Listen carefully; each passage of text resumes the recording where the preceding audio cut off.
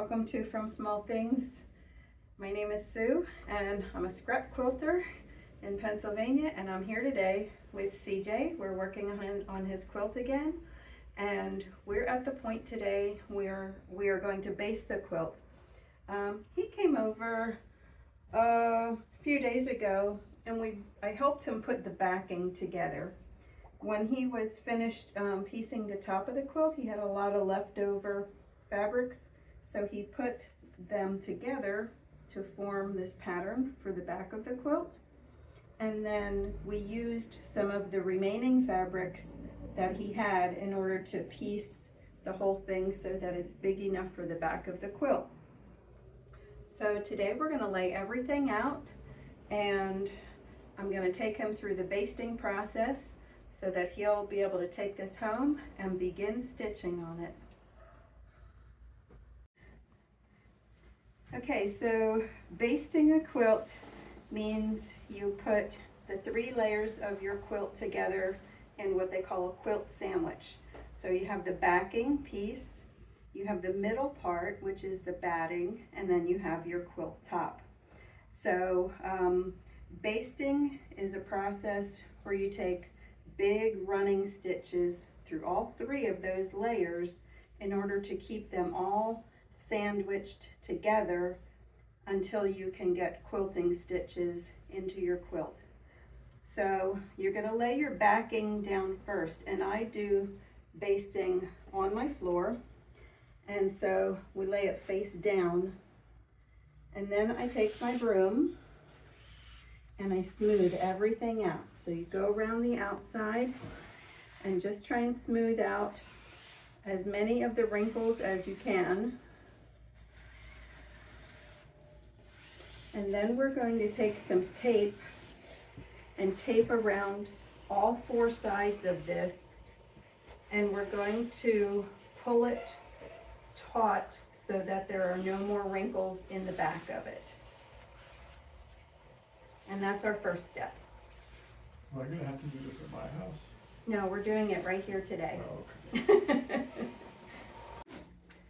Okay, first step is done. The backing is down and it's pulled tight around all of the edges. There were a few places, there might be like a few little tiny puckers in here, but that's okay because this is bigger than the top is going to be. So the edge of the top is not going to come this far right out to the edge anyway. So now we're going to repeat the process with the batting.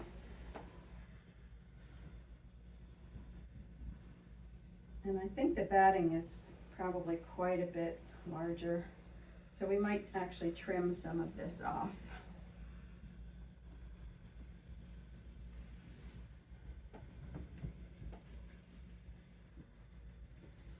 So we'll start at the one corner up here, lay it down, and it can extend over it a little bit. Pull it towards you so that we have about the same amount between you and I here. Okay.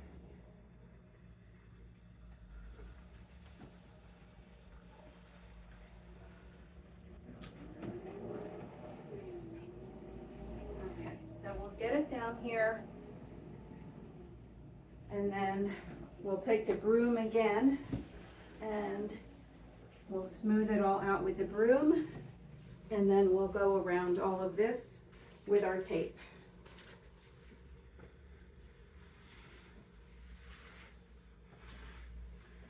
Should we fast forward this part?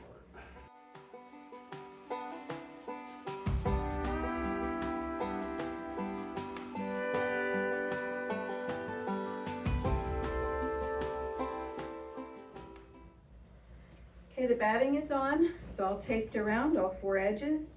Now it's time for the top. And you can kind of see where the backing ends. It does extend a little bit over. So now you get to decide how the backing kind of coordinates with the front. If you want more of this mushroom fabric, you'll start down here so you have more of that and less of that color up there, or we can start up there so that you know, we work our way down here, just to make sure the backing is sort of positioned where you want it to be in relation to the top of the quilt. Try not to walk, you want more mushroom? Okay. Try not to walk on this right now, so stay at the edges. And this is a square quilt, so we should be good. Okay, so you can kind of see, and you don't want it to be right at the edge of the batting. Okay, we have to go up a little bit here. Yeah, you want the backing to extend a little bit more. That looks good here. And let's see how it looks up here. Okay, we might have to pull it down a little bit.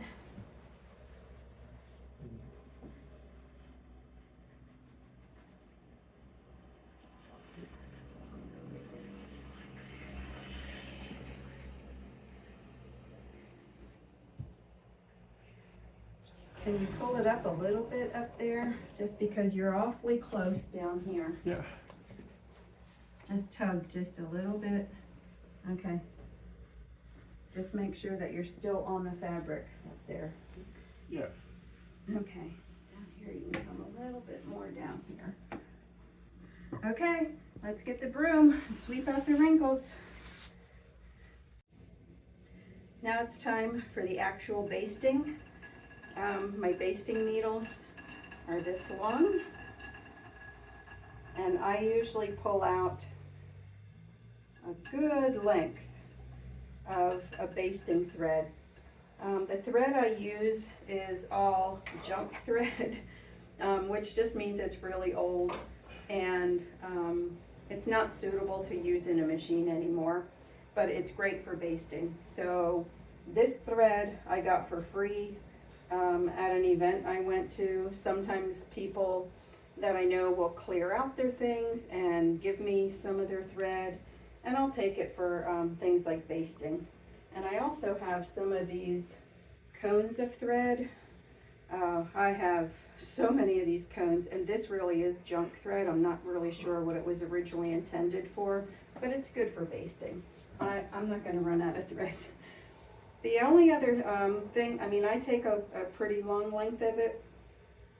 The other thing that I try to keep in mind is I want my basting thread to be visible on the top of the quilt, so that when it comes time to remove the thread, I can easily see that this color is different than anything else I have going on. I'm not going to use a green thread on a green quilt, because if I miss a couple of these taking them out, it's going to be hard to see it then. So today I'm using pink so that it will stand out really good against the green, and that way it'll be easy to see if you have in fact removed all of your basting stitches. So when I first start basting a quilt, I usually put a giant X through it. So CJ, if you want to start at that corner, and I'll start at this corner, and I'll show you how I do my first couple of stitches, and then we'll go at it. Now you want to try and get through all 3 layers. So I usually take a stitch or 2, and you can kind of see how far apart I'm going. Don't be afraid to go a little bit further. The purpose of basting is literally just to keep these 3 layers together: your back, your batting, and your top. That's all we're doing. So they don't have to look pretty. You can take sort of big stitches. You don't have to worry about, you know, going exactly at the points of anything. Just kind of get a rhythm. And that's it. And then just work towards the other end of it.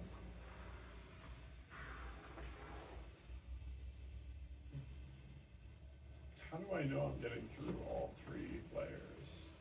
You just have to do a couple million quilts. Let me get something for you that will help you.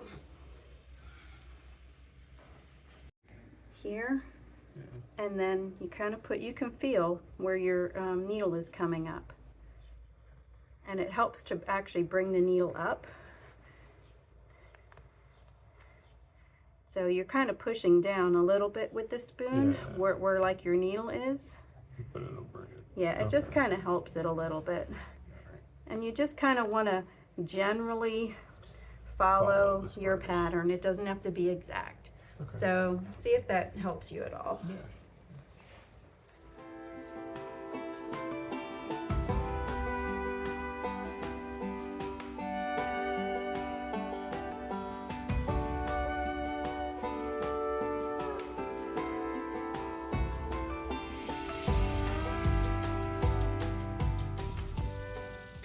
Success.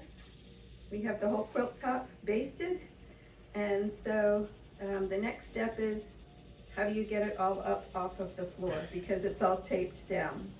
So this is what I'm going to show you. The tape that's holding the top to this, you can leave all that there, but we have to get it off of the floor. So the part that's on the floor comes up. Right. But now over here, you see that the batting is taped to the backing. So when you get to that part to lift it up, you can just like rip it. Just rip it and then just take this part off. Gotcha. And it might tear some of this batting a little bit too. This batting doesn't have a scrim, so I don't know how it will go. It doesn't matter though, it's so far away from the body of the quilt. And it looks like it's coming off pretty good. So the part of the tape that is actually on the floor gets pulled up. And now when we take this off, you'll notice that the backing here too is taped to the floor. So you'll have to roll this up then and take this tape off of the floor also. But the tape that's on the top, to the top of the quilt here, leave that on. Okay? But this one's.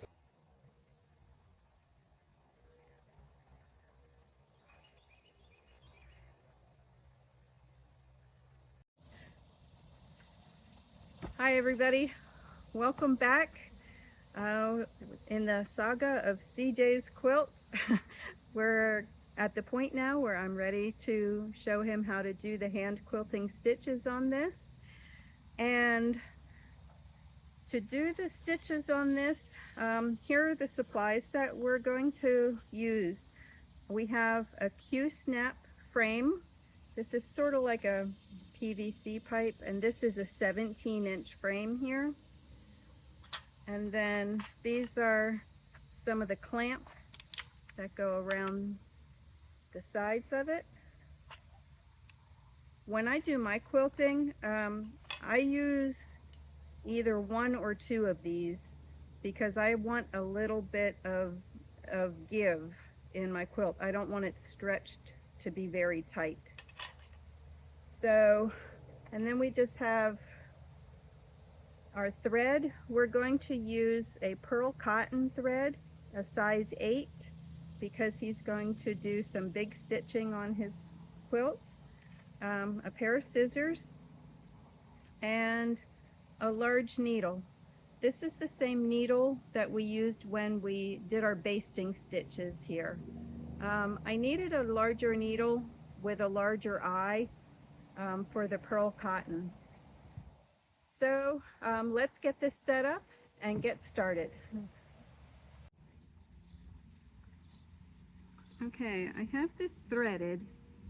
Now, all thread has a twist to it. And I'm not really sure about pearl cotton. I'm not an expert on this. I just know about the thread that I use for hand quilting the smaller stitches.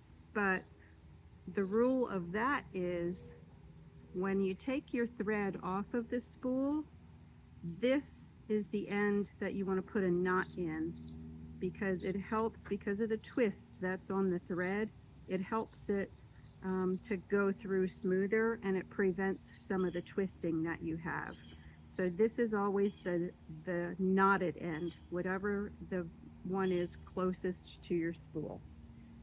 And when I use pearl cotton, I usually just put one knot in it. Just put your thread through the loop and pull it to make a knot.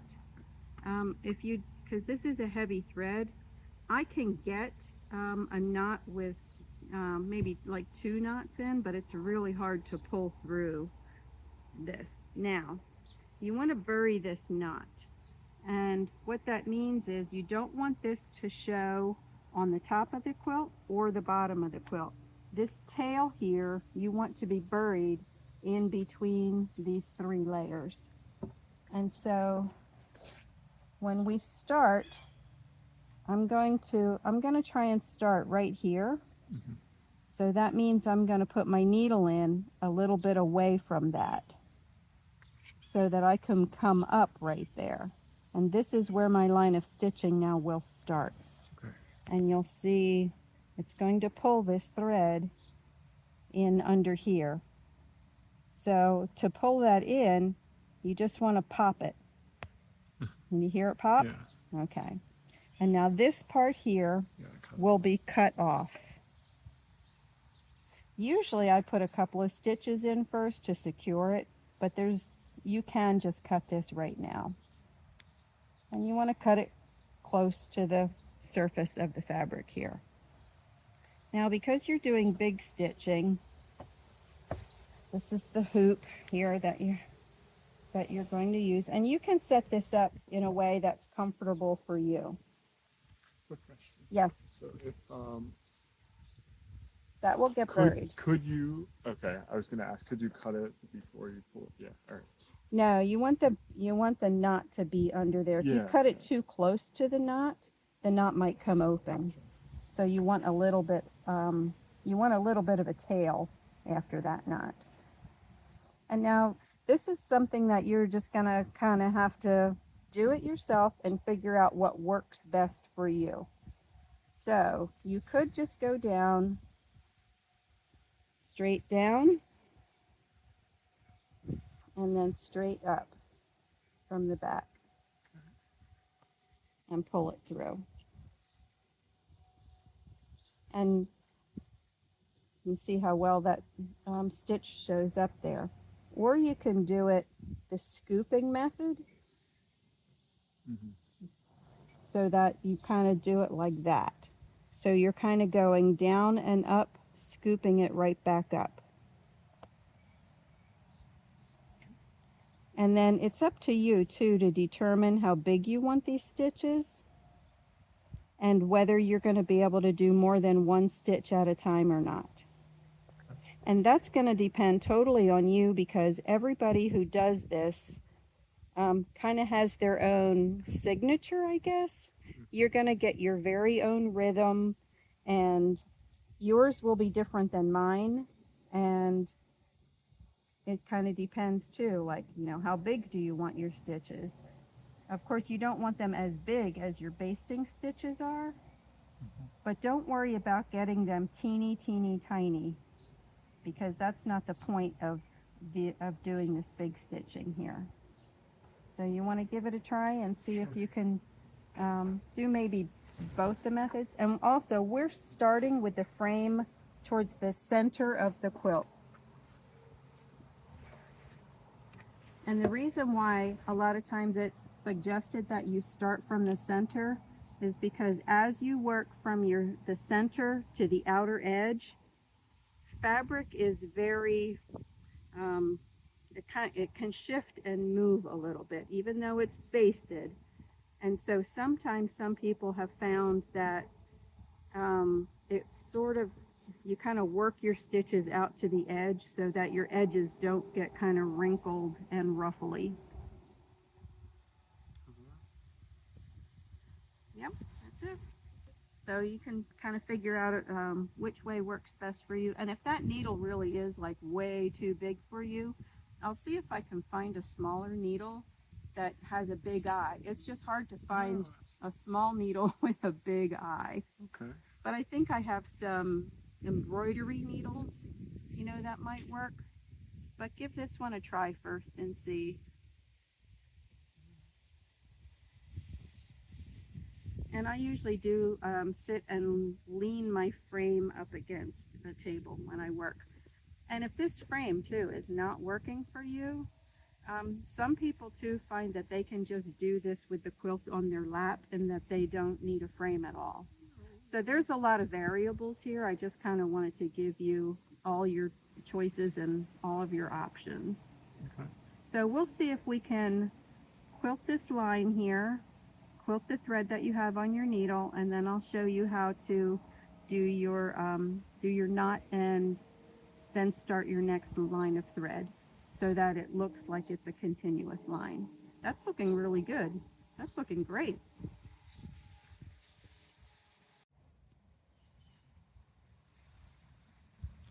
Okay, now I'm going to show them how I tie my knot and bury my tail. I put my needle down next to the fabric where this comes up, and I just need to wrap it one time around and pull my needle through, and I'm holding my finger here close to the fabric. And once this circle starts to close in kind of small, I put my needle down in the middle of that circle, and then I take the thread and I pull it tight, and now I have a knot. And now I can take my next stitch. I have to feel my hand underneath here. I can take my next stitch here, but I don't go through all the layers now because the purpose is to put this knot in between the layers. So I'm just going through the top layer, and I'm going to take a long stitch here again to help make a tail underneath, and I'll pull it tight, and you hear it pop a little bit. And now my knot is pretty much over here, and this is the tail. So now I can cut this tail close to the fabric here so that I don't have to cut the thread close to the knot. So these are the first lines of stitching that he put in his quilt.